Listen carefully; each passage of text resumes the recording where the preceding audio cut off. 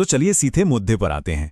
संचार साथी ऐप, एक ऐसा नाम जिसने भारत में डिजिटल सिक्योरिटी और सरकारी निगरानी पर एक जबरदस्त बहस छेड़ दी है।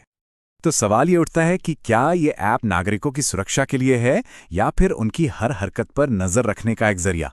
इस पूरी कहानी में हम सच और डर के बीच की जो पतली सी लाइन है उसे समझने की कोशिश करेंगे।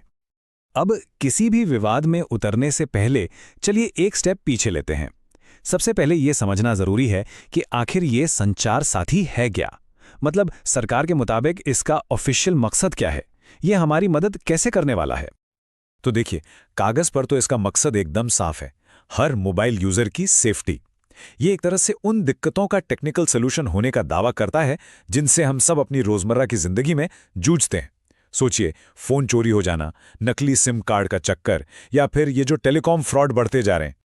लेकिन असली कहानी तब शुरू हुई जब सरकार ने एक ऐसा ऑर्डर निकाला जिसने, कह सकते हैं, पूरे देश में बवाल खड़ा कर दिया।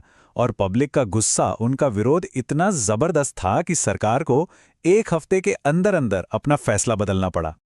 तो चलिए अब उस हिस्से पे आते हैं जहां ये पूरा मामला एक बड़े डर में तब्दील हो गया, और इस डर को हवा दी कुछ ऐसे दावों ने जो सुनने में काफी चौंकाने वाले थे।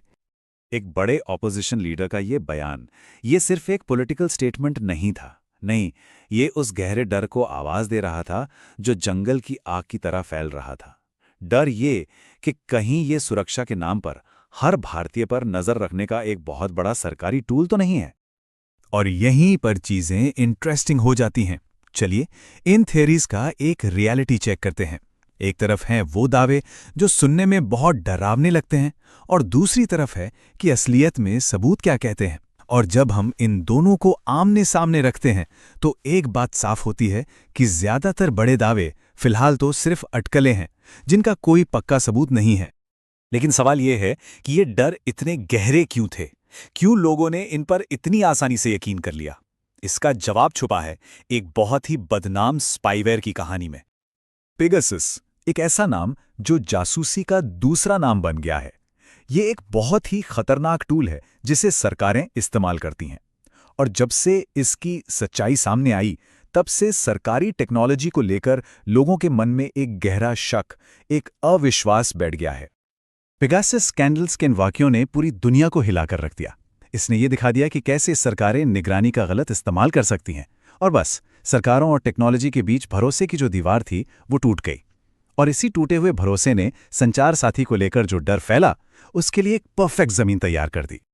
तो पेगासस जैसे मामलों के बाद सवाल ये उठता है कि जब बात सरकार और हमारी प्राइवेसी की हो तो भारत का कानून क्या कहता है? निजता यानी प्राइवेसी को लेकर हमारे अधिकार क्या हैं? और इस पूरी बहस में एक साल बहुत अहम है, 2017। ये वो साल था जब भारत के सुप्रीम कोर्ट ने एक ऐतिहासिक फैसला सुनाया। उन्होंने कहा कि निजता का अधिकार यानी राइट टू प्राइवेसी हमारा एक फंडामेंटल राइट है, एक मौलिक अधिकार। इसका सीधा सा मतलब यह है कि सरकार अपनी मर्जी से हमारा डेटा इकट्ठा नहीं कर सकती। कानून में एक लक्ष्मण रेखा खींची हुई है कि कब कोई चीज देश की सुरक्षा के लिए जरूरी है और कब वो हमारे मौलिक अधिकारों का उल्लंघन कर रही है। चलिए अब हम इस चर्चा के आखिरी हिस्से पर आते हैं, और यहां हम कोशिश करेंगे कि जो सिर्फ अफवाहें हैं उन्हें उन असली खतरों से अलग करें जिनके बारे में एक्सपर्ट्स हमें आगाह कर रहे हैं। और ये फर्क समझना बहुत जरूरी है। देखिए, ये एक सीक्रेट जासूसी टूल है, इस बात का कोई सबूत नहीं है, लेकिन ऐप की डिजाइन और उसकी ट्रांसपेरेंसी को लेकर कुछ जायज चिंताएं जरूर हैं जिनकी पड़ताल होनी ही चाहिए। तो इस पूरी कहानी से असली सीख क्या है? ये नहीं कि हम हर कंस्पिरेसी थियरी पर आंखें बंद करके यकीन कर लें। नहीं, असली सीख ये है कि हम सवाल पूछना सीखें। कोई भी ऐप हो, खास तौर पर अगर वो सरकार से जुड़ा हो, तो उसके बारे में ये प्रैक्टिकल और ज़रूरी सवाल पूछना हमारा हक भी है और जिम्मेदारी भी। तो देखिए, आखिर में बात इतनी सी है कि सिक्योरिटी और प्राइवेसी के बीच की ये जंग, ये हमेशा चलती रहेगी। और इस डिजिटल दुनिया में हमारी सबसे बड़ी ढाल, हमारा सबसे बड़ा हथियार कोई ऐप नहीं, बल्कि हमारी अपनी जागरूकता है। इन्फॉर्म्ड रहना और जिन चीज़ों का हम इस्तेमाल कर रहे हैं उन्हें समझदारी से परखना, यही असली सुरक्षा है।